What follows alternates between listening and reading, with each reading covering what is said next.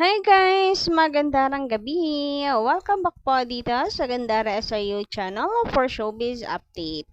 Andito na naman nga po akong muli nagbabalik nagmamaganda ninyong kachismos ang Kimpaw upang magatid sa inyo ng latest update and fresh happenings patungkol sa kanilang dalawa. And para nga po sa gabi ito, ang atin pong mainit na chika ay tungkol sa wedding ng Kimpaw na kung saan ay tila nga raw po itong si Kim Chu ay handa ng magpakasal kay Paulo Avellino at nagpaparinig na. Naku, magandang balita yan, guys. Panigurado, marami pong magiging masaya na mga Kim Pao fans niyan. Kaya ibabahagi po natin ito. But before that, bago po natin yung talakayin at pag-usapan, kung isa ka sa mga hindi pa nakaka-subscribe dito sa ating channel and hanap po ninyo ay Kim Pao's update, sagot na po natin yan.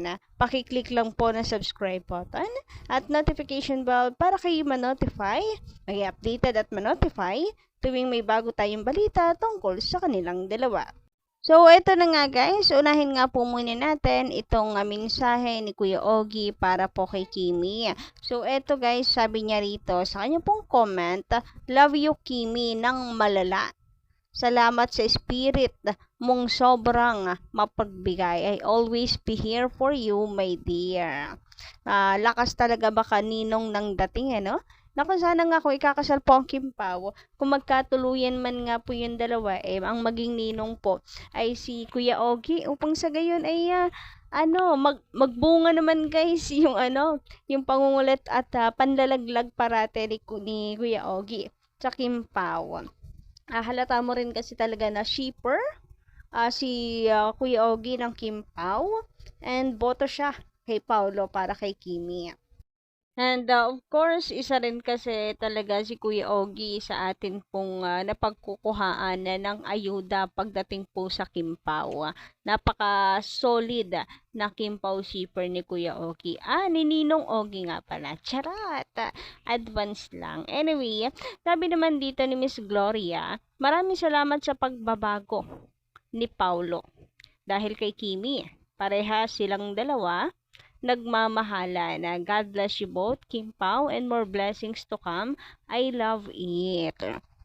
So, tungkol nga po ito guys sa chika ni Jake Cuenca about Paulo Avellino na hindi na nga umiinom. Itinigil na ni Paulo Avellino ang kanyang pag-iinom. So, parang parehas daw po sila. Mag-best friend nga daw po silang dalawa. So, nakakatuwa lang naman pong mapakinggan, malaman na tinigil na ni Papi Paulo ang pag-iinom kasi marami nagsasabi na pag sobra nga naman ang pag-iinom ay nakakasama sa katawan. So, parang baliwala lamang daw po ang kanilang pag-exercise araw-araw kung alcoholic naman. Well, di naman masama kung paminsan-minsan siguro. Hindi naman po ng katawan natin ang alcohol. Pero, maraming nagsasabi na dahil po dito sa chika ni Jake, malaking impluensya si Kimi sa pagbabago na ito ni Papi Paulo. Pwedeng pinagbawalan ni Kim, pero I think kung akong tatanungin ay tingin ko kusang loob yung ginawa ni Paulo sa sobrang pagmamahal kay Kim. So, ganoon naman kasi talaga pag nagmamahal ka, nagbabago ka kusa para sa taong mahal mo. Yun yung tunay na pagmamahal doon. Kaya mong baguhin ang sarili mo hindi dahil inutusan ka, kinukontrol ka, sinasakal, kundi dahil gusto mo. You want to be a better person of yourself para sa taong mahal mo. 'Di ba? Sarap pakinggan.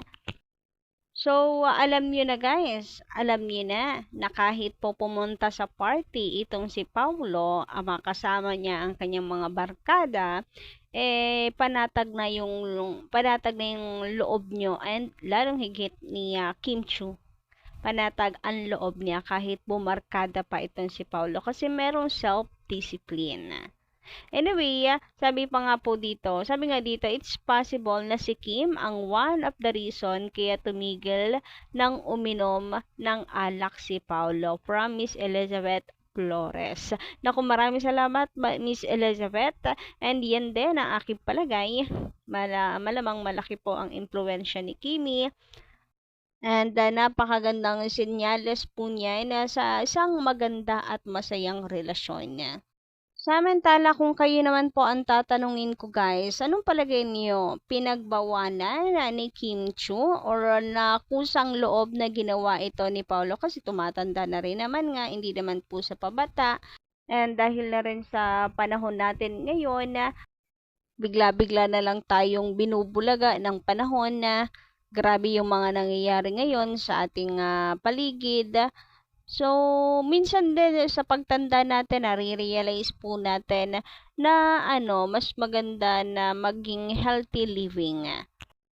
So, paki-comment na lamang po dyan sa ibaba.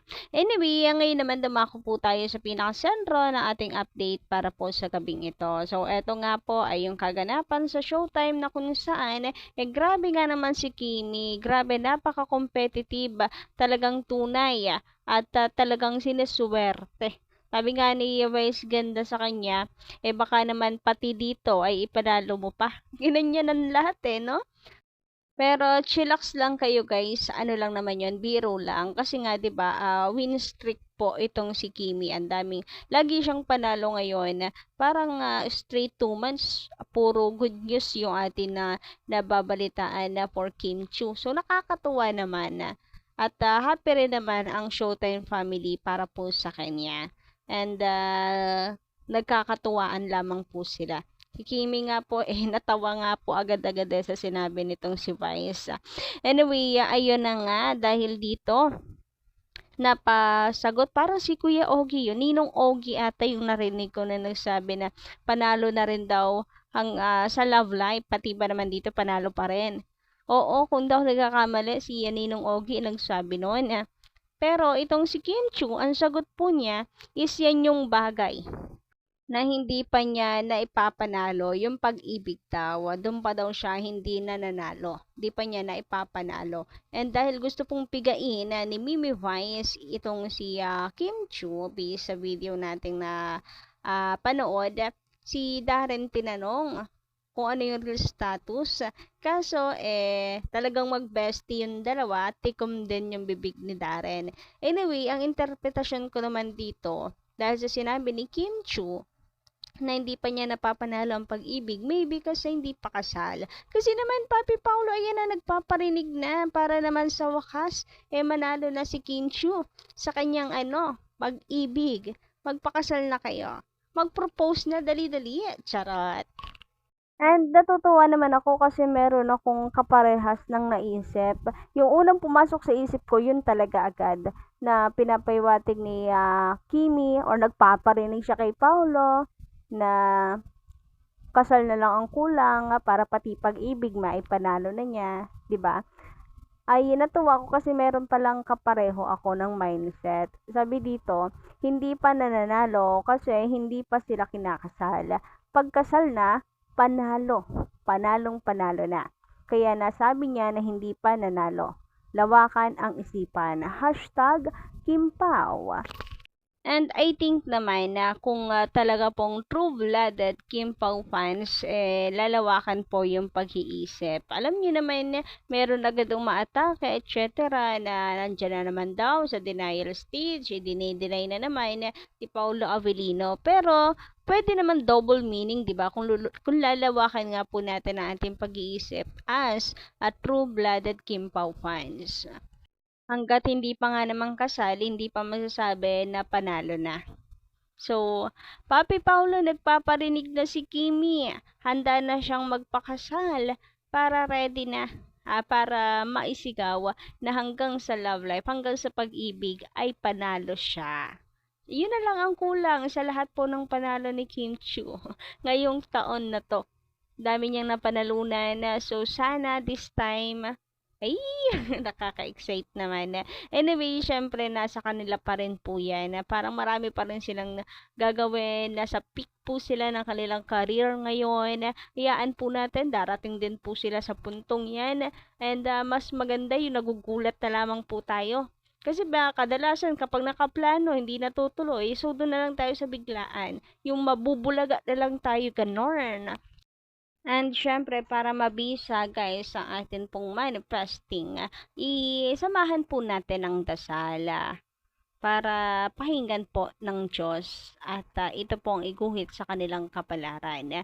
So kayo ba guys, anong inyong say tungkol dito? Pa-comment ka lang po sa baba and don't forget to click the subscribe button and notification bell for more updates. Hanggang dito lang muna ang ating balita. Maraming salamat. Kita-kits po tayo sa susunod nating update.